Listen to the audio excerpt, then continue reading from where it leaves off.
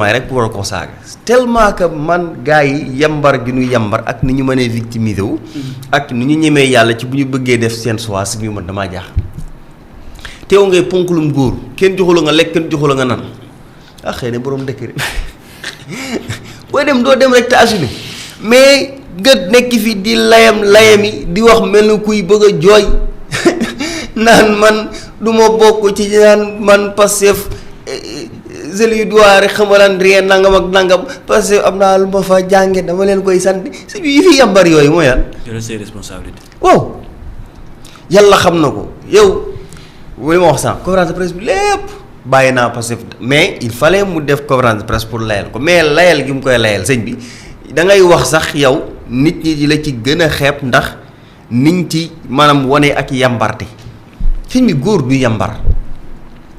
góor du layam yi man walaay sax dama ko déglu yàgg dama xaw ma damaa war a jooy xaw ma damaa war a reetaan yàlla xam na ko waaw ñee nañ ma xamalaan traître nga. baatu traître bi de moom metti na ju bëri moom. yàlla xam na ko ay reetaan dafa maa jàpp sax maa ni Sénégal moom moo neex dëgg koo ci gis sëñ bi loolu lay def. naan bu dee sama posture républicain moo tax ñu naan ma traître nga bis ni ki tey jël naa sama responsabilité dootuma waxati dara jomaay lu ñaaw ma ni ko waa sëñ bi yow sag dem wallaay jërul kenn di nekk expert en politique sag dem moom ñépp xamoo ne dem nga bu yàgg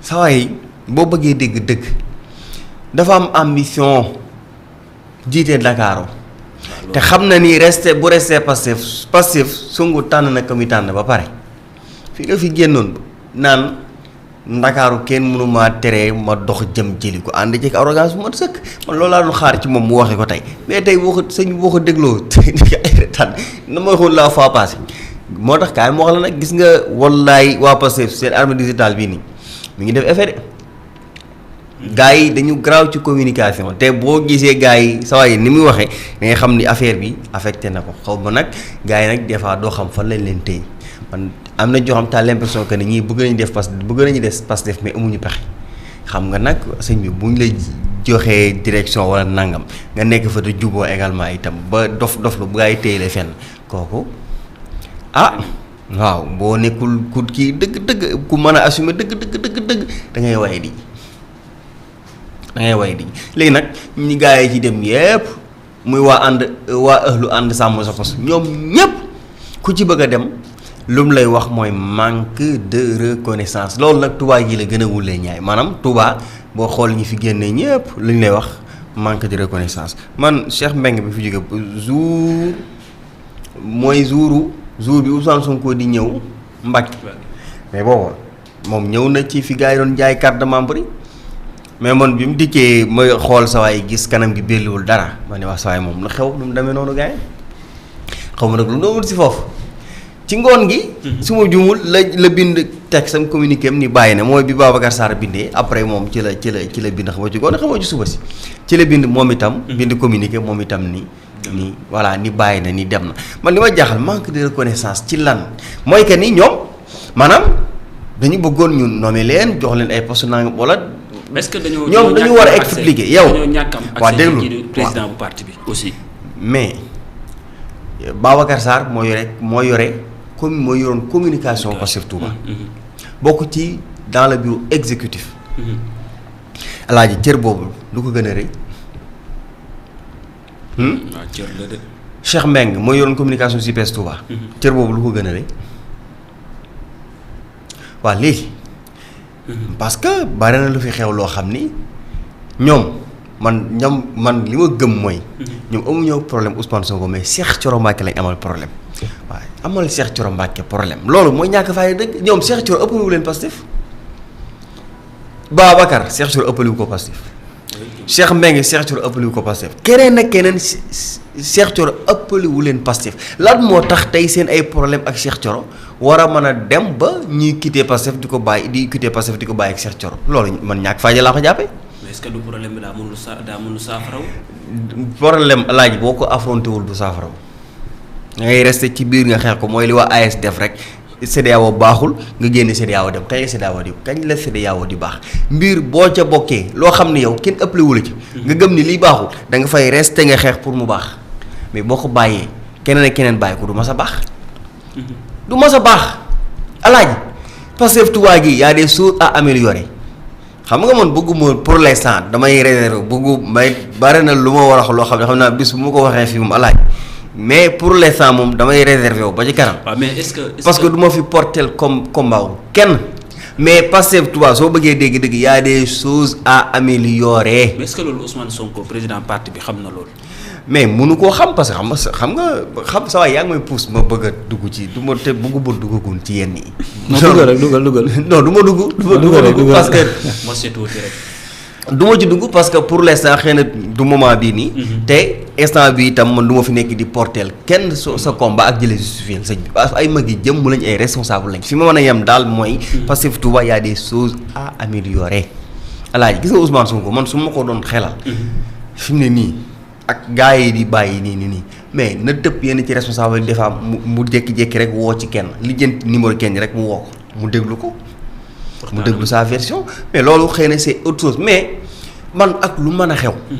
gars yi dem seen dem yi liñ koy layale dafa oyof toll mooy manque de reconnaissance ci lan mais Ousmane Sonko nekkul président de la République xam nga tey kañ lañ doon mën a wax manque de reconnaissance pour ñenn ñi nga xam ni poste moo leen tax engagé wu mais Sonko nekkoon président de la République war a leen def ay chargé de mission ak yeneen jéggi leen fi di ko dem defi ñeneen mais Diomaye bi nga xam ne moom lañ joxoon ñëfi Diomaye dem na ba génneel boppam Pastef nekkatul ci Pastef nekkatul ci Pastef woote kooku moom boo fa taxawee naan manque de reconnaissance ba koo sippi Sonko ñoom seen kooku da ngay tooñ. foo taxaw wax ko doo am dëgg nañu waxante dëgg man gis nga nit man su ma duggee ci mbir su ma demee ba ci génn dinaa fexe ba su ma ci génnee fu ma taxaw wax nit ñi xam ne li mu wax nii yanu na maanaam mais amu ci kenn ci ñoom koo xamante ni instant bi li ci gën a metti ku ci taxaw wax dañ naan la demal rek nga mos ta noppi ndax décret bi doo nga la génne mais loolu gàcce la sëñ bi loolu noo koy expliquer sa njaboot gàcce la boo nit ki boo demee bay génne fexeel ba booy génn nga génne ci lu wow comme lu xeere nga xam ni lii foo ko taxaw wax ñu ni lii kat du taxaw la mais kenn te ba li ci gën a metti mooy dañuy génn di attaquer Ousmane Sonko di dal ci kawam koo xam ni amul loo ko waxulul dem ak bërki démb loolu boo jàppee ni Sonko nga ko def sa bopp nga ko def parce que yow ci sa jëmmi bopp yow mi koy xas tey yaa ko doon tànk démb nit nag da ngay weex mbaa nga ñuul dañu wax dëgg tànk moom sëñ bi day tàllal mbaa mu banku waaye tàllul bankuwul moom loolu amul fenn loolu nag la ñenn ñi di jéem a doxale et que loolu ça ne marche pas wala sax dafay non seulement wàññi seen dignité alaaji mais daf leen di waye di loo ñàkk loo leen fayda te instant bi boo bëggee siw gars yi médias yi dégg si la micro rek neel bàyyi naa Pastef léegi nga gis média gars yi ñëw parce que ñoom noonu Pastef rek la ñuy wër rawatina ku bokkoon ci ñoom ba pare nga bàyyi ñoom loolu képp la ñuy wër moo tax man yi mais nag parti bu toll ni Pastef ñi mës a yaakaar ne dina doxee comme genre bii nii ñuy gis ci dernier jour yi. doxee comme nag démission yu bari yi. loolu non du doxee da nga naan kay dafa am ñuy bàyyi mais alaaji loolu kay gis nga ko fa ne diine l'islam du moo gën a foor ñëpp ñaata nit nga dégg ñi murtat nañ ci. non parti Pastef ni mu tëgg. xam nga politique nit ñi di jël seen xaalis di def ci parti bi. waaw xaaruñu dara ci parti bi ñooñu buñ xëyee gis ñooñu di démissionné. xam nga man ci benn côté man parce que politique man dama gëm ni yokk la. addition la. effectivement. mais xam nga Pastef dafa woote lu wuute bu doon Pastef comme ci li gars yi nekkoon la nekk. dans ce cas dama naan leen génn leen ci li ngeen nekk mais Pastef dafa wootee lu wuuteeg lu gars yi woote. effectivement. yàlla xam na ko bu doon ci li gars yi nekkoon ci la nekk. dama naan leen génn leen ci li ngeen nekk te ngeen dem ngeen neexali gars yi ñu ñëw. alaaji man su ma gisee ñu naan gars yi war nañu toog càmbar xool la moo tax gars yi di bàyyi léegi képp a tax gars yi bàyyi décret. alaaji gars yi fii moom ku fi toog naan nañu xool la moo tax ñuy bàyyi. te nga xam carrément li tax gars yi di bàyyi bon ay retard daf may jàpp. Mourtala li mu bëgg mooy Ousmane Sonko toog xool parti bi. lan moo tax mais gars yi di bàyyi sëñ bi ñëpp xam nañ li tax ñuy bàyyi. dem wuti ji privilège ca coalition Diomaye mais moo tax ñuy bàyyi. waa léegi bi ñu ñëw ci parti bi kon lan moo leen andi woon. bu ñuy ñëw ci parti bi ñoom li leen indi woon du ñoom. waaw mais xam nga loolu moo tax may la il faut ñu def li ñuy wax autocritique xool lan mooy problème bi.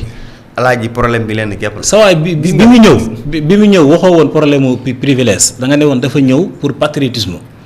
mu quitté ci parti bi dem nga ne kii poosam moo tax mu quitté ci parti bi dem loolu problème la il faut ñu toog jàngat ko. yaa ngi dégg il faut ñu pointer di doigt ci mbir mi xool lan mooy problème bi. mais tey par exemple. il faut ñu waxtaanee ko de. mais lii nekkul lu yomb c'est-à-dire nekkul loo xam ne lu banal la.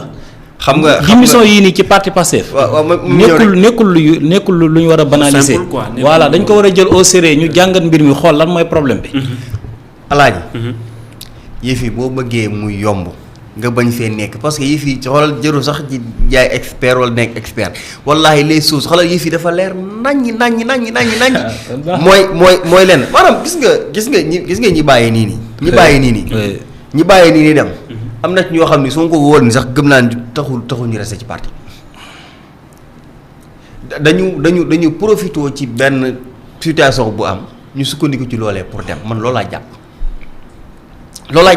mais alaaji yow naka mën a comprendre tey nga nekk di xeex benn mbir ba say morom ñàkk ci seen bakkan yow ki ñàkk bakkanam mënoon na doon yow mënoon na doon keneen ak keneen wallaahi ñi gaa yi dem man mënuñu teg benn lay ci taabal ji ba ma nangul leen ko. parce que dañu àndoon nag seen ay nawle di xeex ba seen nawle yooyee ñàkk ci seen bakkan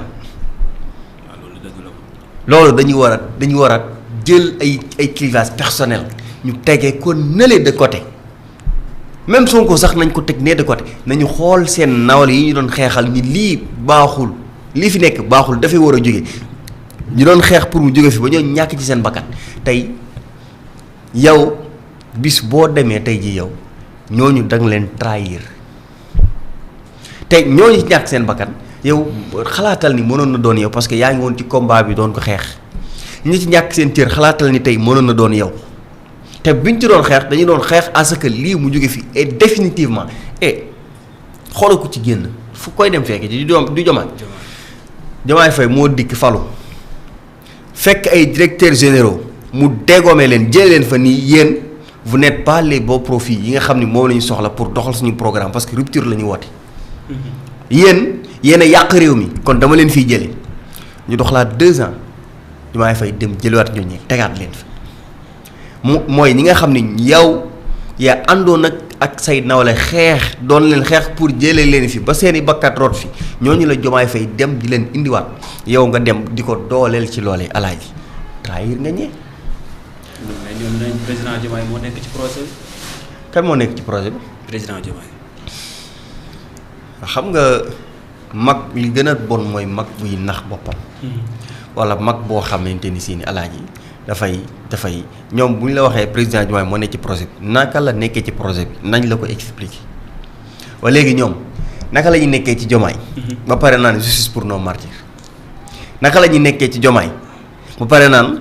reddition des comptes bu jaar yoon di ko exiger ku ci dem da nga noppi ci justice pour nos martyrs ku ci dem di nga ni muut ci reddition des comptes bu jaar yoon alaaji ku ci dem également di nga ni muut ci le fait que Diomaye di recycler les hommes du système les anciens wala les hommes sax du système alaaji loolu dootoo ci wax te pourtant loolu nga doon xeex dem bërki dem contre Macky Sall. loolu de moo nekkoon xeex. waa léegi yow nga dem ci Diomaye nekk di defaat la même chose. da ngay dem ci Diomaye di ko dénoncer da nga au contraire sax da ngay tàccu di ci ànd ak Diomaye maanaam yow li nga wàccoon dem bu ngay nekk di lekkat alaaji loolu képp kuy góor war nga ko moytu moo tax ma ni la seen wax yu tegewul la. yi wax yi ñàkk fayda man ñi ci bari ñi ci dem ku ci Ousmane Sonko woon sax boo moytul loolu du la teree dem ku ciy bëgg a dem nag sëñ bi yoon la porte est grandement ouverte alaaji. gis nga dañu nekk ci démocratie xam nga diine l'islam moo gën a démocrate ñëpp parce que moom dafa ni lakum diinikum waliya diin te pourtant demoon na ba téye doole ji nga xam ni ku ko neexoon mën na la forcer dugal la ci diine par force ci dooleem mais bi mu demee ba téye doole lu mu wax lakum diinikum waliya diin diine ji du ku ñuy forcer kenn wala naa la ñëwal dugg par force message la projet la boo xam ni da nga koy jaay nit ñi ku mu doy nga dugg si ku mu doyul nga toog yàgg yàlla la. Pastef bi mu dikkee néewul kenn kaay dugg si par force wala néewul kenn soo àndut ak man ma def la nii wala naa mais xoolal Bassirou Diomaye Diakhar Faye sëñ bi liñ doon xeex naan li bisoon ko naan nañuy pacifier yëfi gars yi naan état parti ak nangam ak nangam mais Diomaye la nekk ci def nii pourtant ñi ko doon dénoncé démb naan Sonko li mu bëgg du fi amee tey ñooy tàcc Bassirou Diomaye Diakhar Faye ñi ko doon xeex démb naan nu mu tuddati Diomaye li Sonko lii laa tey jii ñoom ñooy dem di fekk ci Diomaye ci li nga xam ne moom la nekk di def moo tax ma ni la. gars yi seen décision yi dafa amul benn cohérence amul lenn loo xam ni mën nañ ko layale amul lenn loo xam ne également nit mën na ko layale ba mu nekk lu jub sëñ bi. gars yi dem lii tax ñu dem ñëpp xam nañu ko jërul toog di càmbar jërul toog nañ def taxaw seetlu ku ci dem la tax nga dem nit ñi xam nañu ko qu'on se dise la vérité. nee naa la bu doon ne dañu parti parce que dafa nekk parti boo xam ni gars yi doxale noonu lay doxale ma ne gars yi kon toog leen ngeen càmbar ngeen waxtaani war ci seen ngeen waxtaani ko ci seen biir mais gars yi nii alaaj waxtaan dem ñàkk a waxtaan dem. dem rek dem kese la ñuy gis parce que li tax ñiy dem ñoom xam nañu ko Sénégalais yi xam nañu ko. loolu nag alaaj man boo fi nekkee naan da ngay sonal sa bopp da ngay perdre temps yow kay li ngay def mooy. da nga jàpp ne kenn mënu leen a téye daal. déedéet kenn mënu leen a téye. yow koy nekkal continuer ci li nga nekk. gaa yi ñi ngi dem mais gaa yi ngi dugg si gis nga ñiy dem man li ma gëm mooy ñu ci bari kenn mënu leen a tee dem xëy na peut-être mën na ci nekk benn ñaar ñett ñoo xam ne bu ñu waxoon na ñoom mën nañu rester mais bari na ñu ci dem ñoo xam ni alaaj Sonko sax mënu leen a tee dem kon loolu ay calmant yu ñuy dóor gaa yi rek voilà. mooy manque de reconnaissance ku ci génn ni manque de reconnaissance. manque de reconnaissance xam naa ni manque de reconnaissance moom su mënoon a wax. na njiit di am reconnaissance ñoom rek bu ko defee peut-être duñu amaat beneen prétexte. voilà dañuy dem ci beneen xibaar soxal mbirum Macky Sall ak foofa ca ONU Mourtala. mu mel ni moom Macky Sall kii di Donald